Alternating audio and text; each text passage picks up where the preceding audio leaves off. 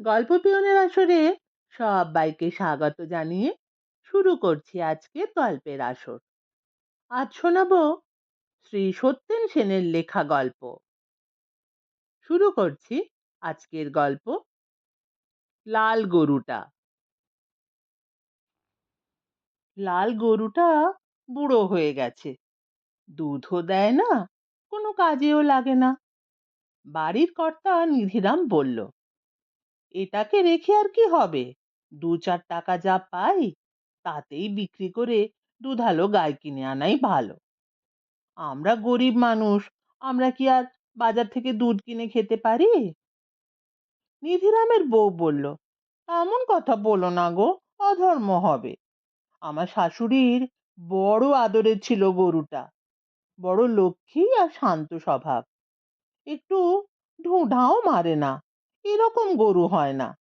এত কাল মায়ের মতো আমাদের দুধ খাইয়ে এসেছে, আর এখন কটা টাকার লোভে ওকে কসাইয়ের কাছে বেচে দেবো? না না, কসাইয়ের কাছে বেচবো কেন?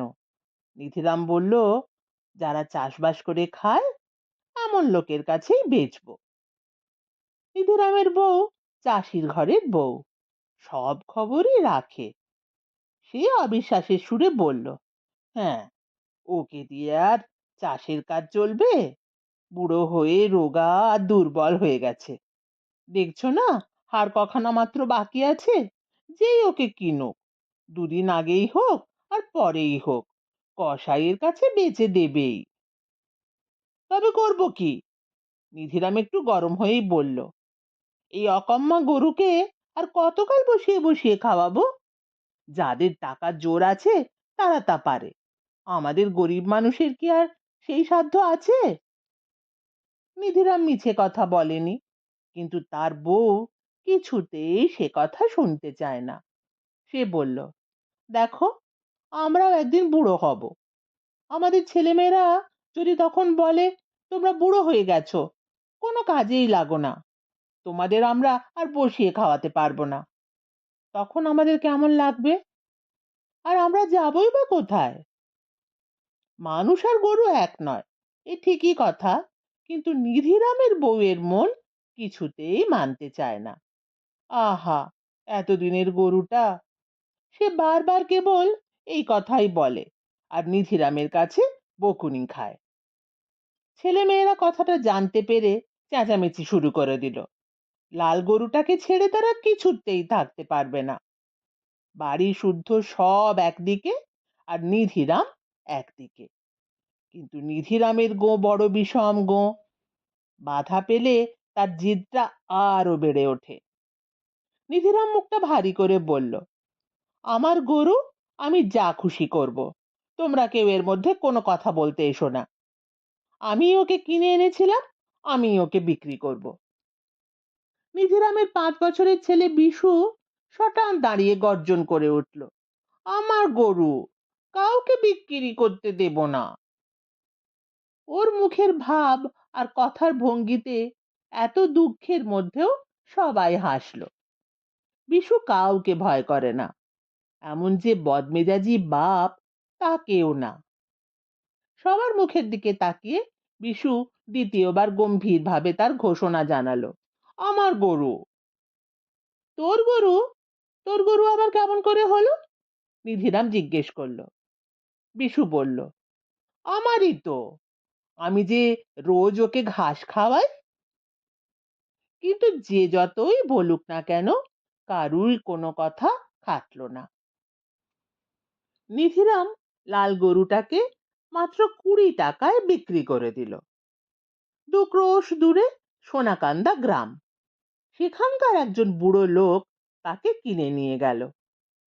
লাল গরুটার সাদা সরল মন, সে এত সব কিছু জানে না, ভাবতেও পারেনি।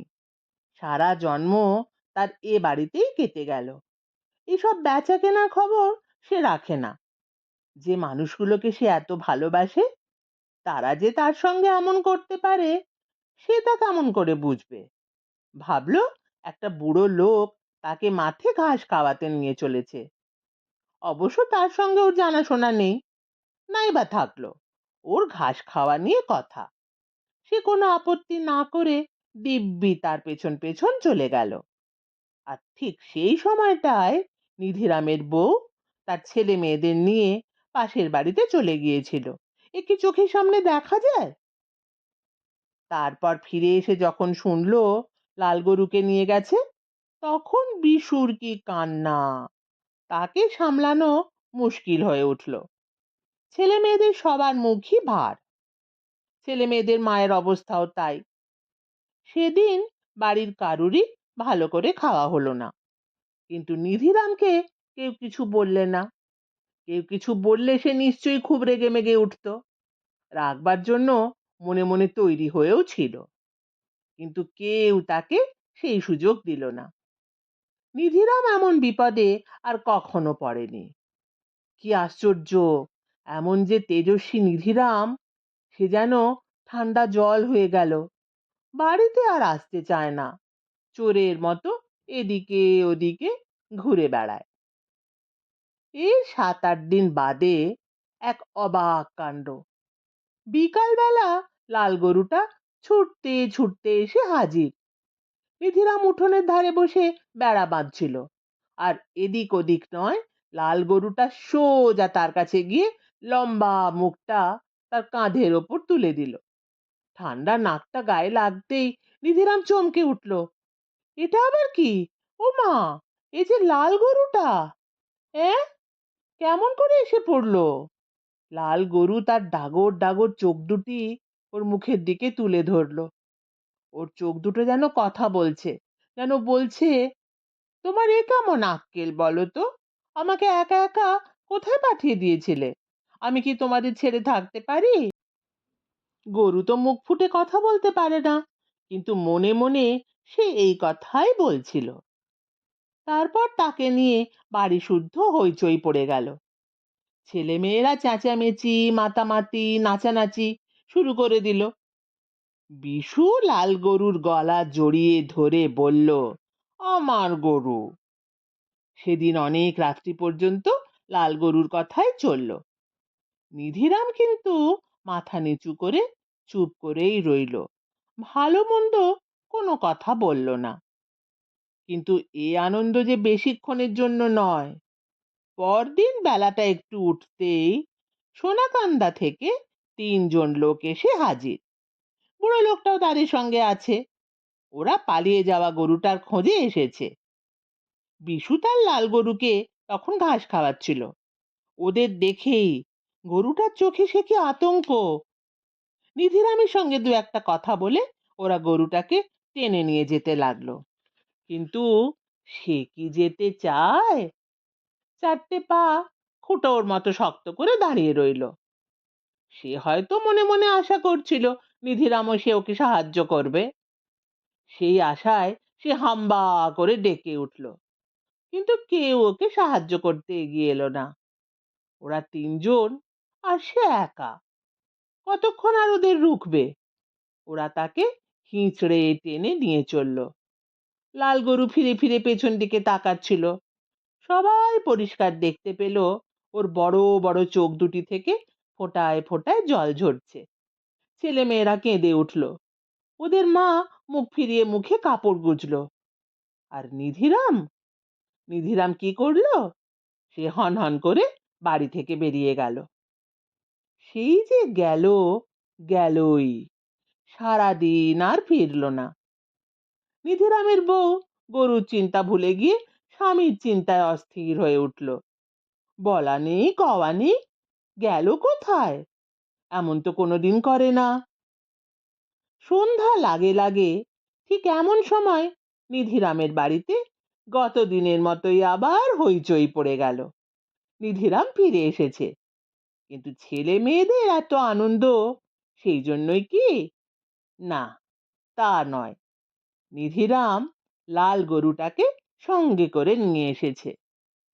নিধিরামের বউ অবাক হয়ে জিজ্ঞেস করলো, এ আবার কি? নিধিরাম ঝাঁঝালো সুরে উত্তর দিয়ে বলল, কি করব? তোমাদের জ্বালায় কি আর পারবার উপায় আছে? গরুটা ফিরিয়ে নিয়ে এলাম, উল্টে আরো 10টা টাকা গচ্চা লাগলো। গচ্চা লাগলো কিরকম? টাকা ফেরত দিতে গেলাম, আর ওরাও পেয়ে বসলো। বলে, তোমার গরু আমাদের এই ক্ষতি করেছে, ওই ক্ষতি করেছে। ক্ষতির এক লম্বা ফিরিস্তি দিল। কি আর করব, শেষ পর্যন্ত আরো বাড়তি 10টা টাকা আদায় করে ছাড়লো। নিধিরামের বউয়ের চোখ মুখ খুশিতে হেসে উঠল, কিন্তু সঙ্গে সঙ্গেই হাসিটা চাপা দিয়ে সে বলল, বিক্রি করেছিলে, আবার কি দরকার ছিল ফিরিয়ে আনবার? সত্যি কথাই তো, এই অকম্মা গরুটাকে কি দরকার আর আমাদের? নিধিরাম এবার হেসে ফেলল। বাবাকে হাসতে দেখে ছেলেমেয়েরাও সবাই তাকে ঘিরে ধরলো। একদিন বাবার ওপর মনে মনে কি যে রাগ হয়েছিল, আজ সবার মন হালকা হয়ে গেছে। বাবাকে যত খারাপ মনে হয়, আসলে বাবা তত খারাপ নয়। শুনছিলেন শ্রী সত্যেন সেনের লেখা গল্প লাল গরুটা। কেমন লাগলো কমেন্ট করে জানাবেন। ভালো লাগলে সাবস্ক্রাইব করতে ভুলবেন না। ফিরে আসছি আবার কোনো নতুন গল্প নিয়ে।